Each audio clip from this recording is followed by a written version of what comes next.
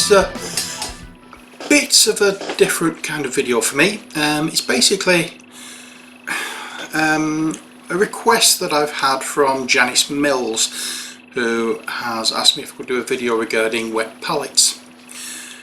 I'm not an expert on wet palettes. I may be using mine all wrong, but I'm using mine as it's comfortable for me to use. So, what do you have for a wet palette? Well, first of all, what is a wet palette?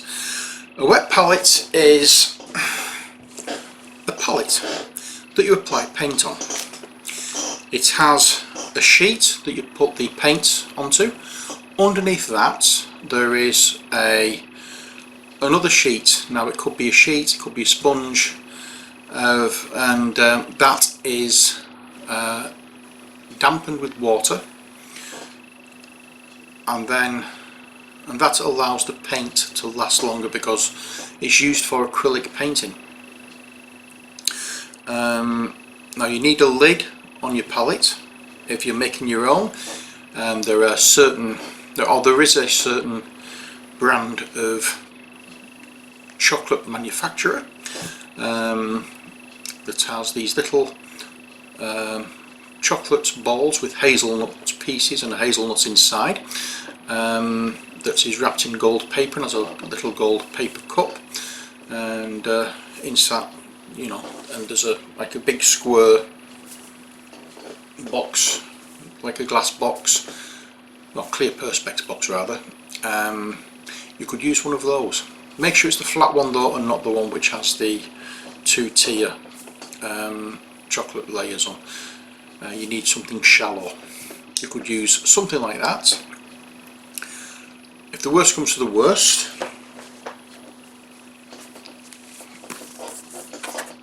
you may have these things, video or DVD cases. Well, video cases would be better, because DVD cases, you've got that wrap thing in it which holds the DVD, but video cases will work as well. Document cases, you can get A4 document cases, they are fairly thin. If you can get one that doesn't have the hinge, is all the better, because if you have one which has a hinge, like the video boxes, the water that you're using could sort of like spill out onto your table, but it's an option. The ones I got was pre-made. It's a plastic one. The lid of these, this is the lid. It's actually its own palette as well, so you can put paint in there to use it as a palette. This is the second one I got. This is the one I got from Ali for Christmas. Ali's my partner, in case anybody just hasn't realised that.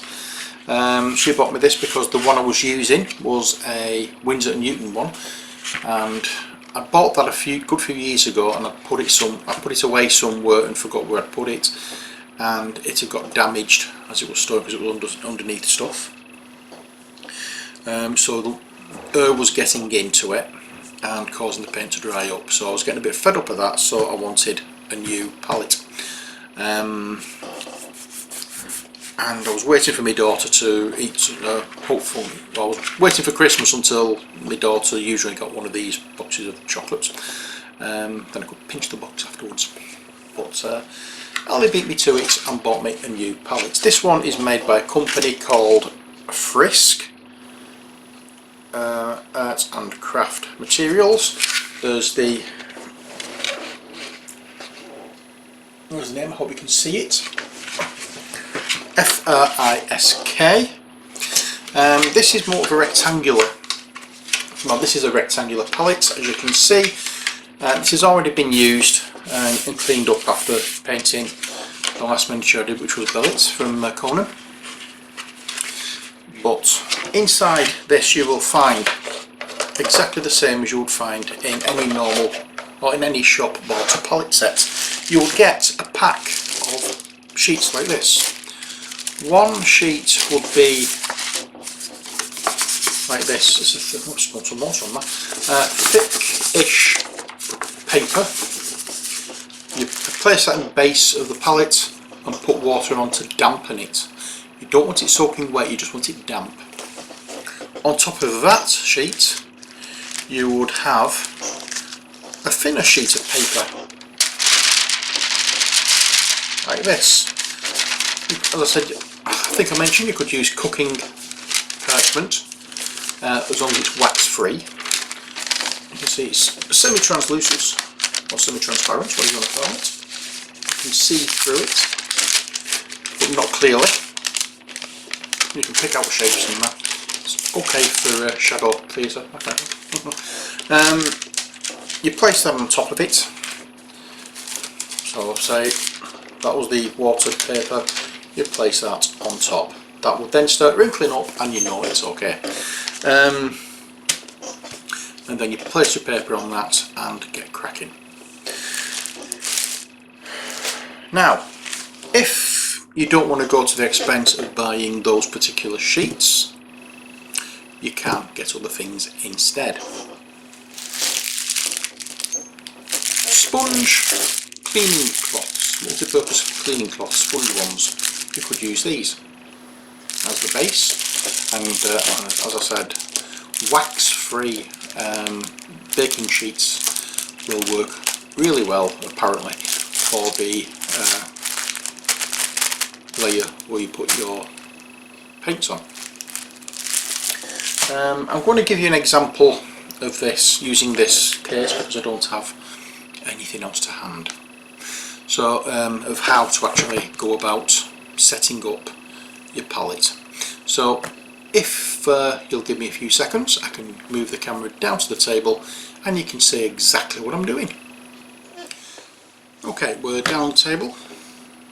We've got our little DVD case, video case, our chocolate box, whatever it may be, and we open it up. Oh dear, I seem to have models in this. They've been mostly used, so I'm not really too bothered. Next what we need is a bit of either paper or the sponge on the bottom to act as the water reservoir. Now, as you can see, I have already tried doing this video once and it went a little bit wrong. So I tried using the paper or the sponge that was actually in the video and it didn't seem to work well. So what I'm going to do is I'm going to open up these cloths.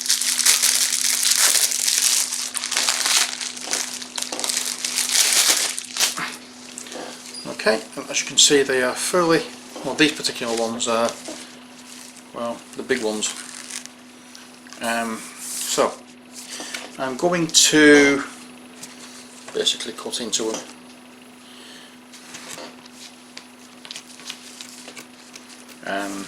You don't really need to do this, but just for the sake of neatness,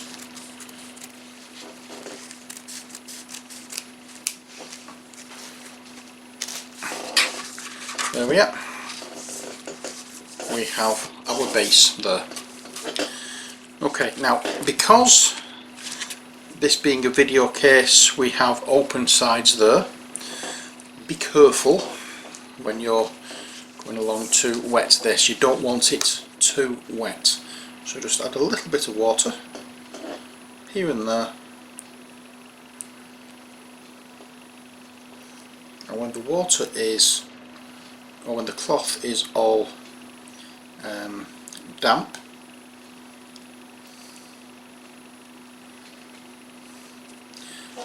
don't want it soaking wet, you just want it damp.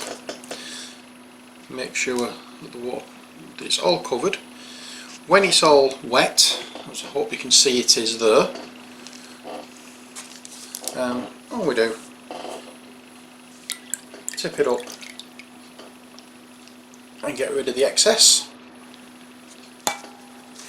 There we are. And we've got our base for the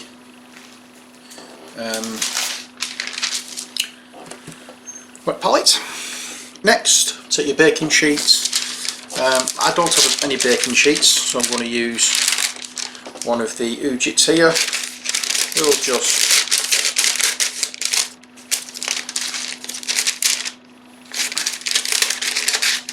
cut into it and hope it is adequate space, adequate size. This I would use just as like if you're somewhere and you want to do a little bit of painting. I wouldn't use this particular type as your regular wet palette, but you then place it on top. There you are, and there's your wet palette. Simple. You now have a way of using acrylic paints and making them last longer. Close it up and hopefully air won't get in there to make your paints dry up. You do the same with these paper sheets as you've done with the cloth. I just use the cloth because you could see it better getting damp than you can with those. As I said though, this is sort of like making the best of a bad job kind of palette. I wouldn't use this on a regular basis. If you're going to use something day to day, then I would definitely go for a shop bought one. But there we are. So that is how you set up and your wet palette. As you can see, it does actually, the paper does actually wrinkle up. You can spend a little bit of time, if you so wished, getting all the wrinkles out. It's not vitally important, but yeah, that's it basically in a nutshell. You just get a little bit of sponge underneath some baking sheets in a shallow container with a lid, and that's your wet palette. So I'm just going to raise the camera a little bit so I can talk to you face to face.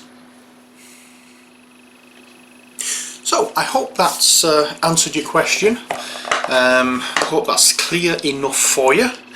You don't have to spend a fortune on the palette, you can make your own, but if you haven't got the funds to, I mean, a palette like the plastic one I showed you could cost up to £10–15. You could get a box of, as I say, you get a box of chocolates, eat the chocolates, gain like £10–15.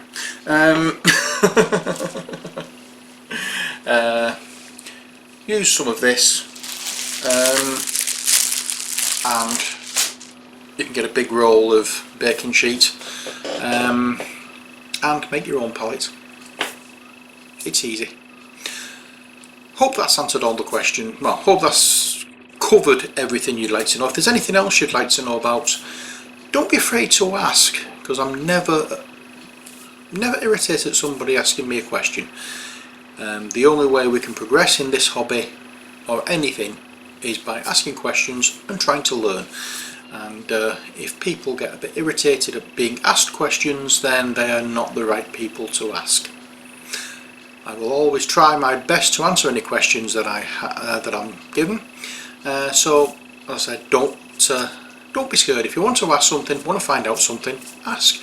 If I don't know, I can always try and find out for you. Okay? So that's it on wet palettes. I hope you've enjoyed the video. I'm trying to think if there's anything else I can actually cover with this. I think I've covered everything.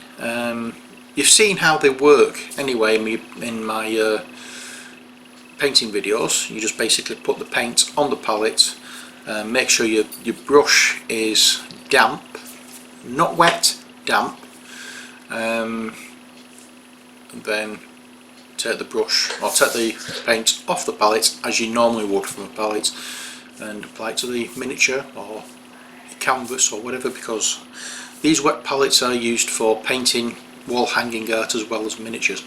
So but they're only really used for acrylic paints because they dry very quickly. Right, so if that is it, which I think it is, because I can't think of anything more to say about wet palettes. Bear in mind I've only been using one myself for about 12 months, possibly a little longer, I'm not sure. So to me, I'm not really the expert, I'm just using it the way I think they are used. Nobody's actually shown me specifically how to use them, I'm just making this up as I go along.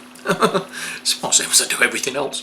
But it seems the common sense brilliant to me. The sheets, when you finish with them, easily cleaned. A little soft brush, I use a nail brush, just run it under hot water, not hot water, run it under water and just give it a gentle brush. All the paint will come off, and just leave the paper on the, all I do is leave the paper in the wet palette. I'll put the paper back in the wet palette and go over the top part of the paper where the paint is going to go with a kitchen towel. Take off all the excess water, and that usually tops up the water in the palette, and allows me to start again. If that's wrong, please let me know, but that's how I do it. We all have our own ways, we all have our own habits, whether they're good or bad. So that's it for this video. Once again, I hope you've enjoyed it. If you've got any more questions, as I say, feel free to ask. Until next time though, take care, God bless, and bye.